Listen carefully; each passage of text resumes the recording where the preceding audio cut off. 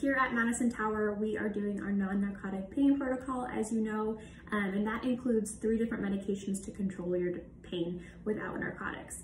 Very often we will send you home with some form of narcotics as a breakthrough pain relief, but the majority of your pain will be controlled with Gabapentin, Tylenol, and Celebrex. Those, once you have them filled, or if we faxed or called them in, go ahead and get them filled and have them ready at home, as you will start to need to take the Gabapentin 3 nights before surgery. The point of that is to build a tolerance almost.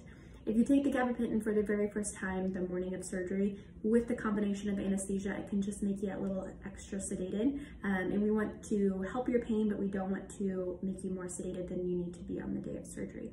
So you'll start to take your Gabapentin 3 nights before surgery at bedtime. So for example, if your surgery is on a Monday, you will start taking the Gabapentin Friday night, Saturday night, and Sunday night.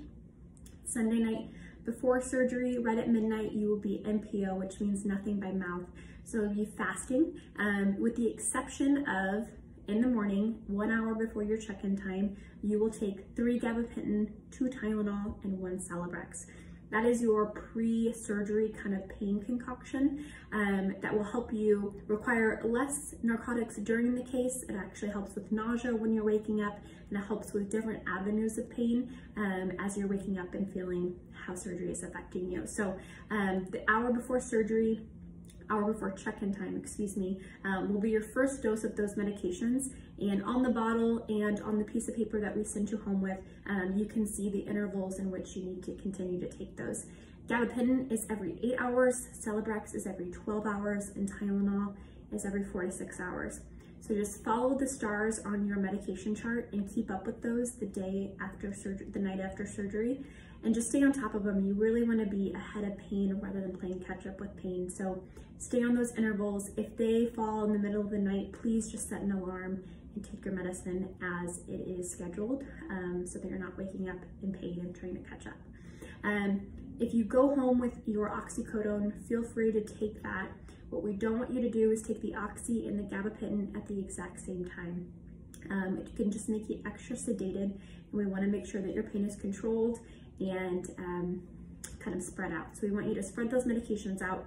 As long as you take the Gabapentin and the oxycodone separately by an hour, then you're good to go. So just spread them out, take them, and stagger your pain so you can get the best control. If you are taking the oxy, the only thing that we want you to be aware of is that it does constipate you. So get your stool softeners filled and take those. If you're taking the oxy, you need to be taking the stool softener. They go hand in hand. The other medications that you'll go home with are your antibiotic, which you start after surgery. We give you a dose here in the operating room, and then you'll just keep up with your schedule. That one is 3 times a day, unless you're allergic and you have a different antibiotic. But if you are on cephalexin or Keflex, that is 3 times a day. Breakfast, lunch, and dinner is an easy way to do it. When in doubt, all of these pills will be better with food than without food. So you will continue to take the Keflex until the bottle is empty. And that is the only medication that you will be sent home with that we require you to empty. The other medication that you'll go home with is Zofran.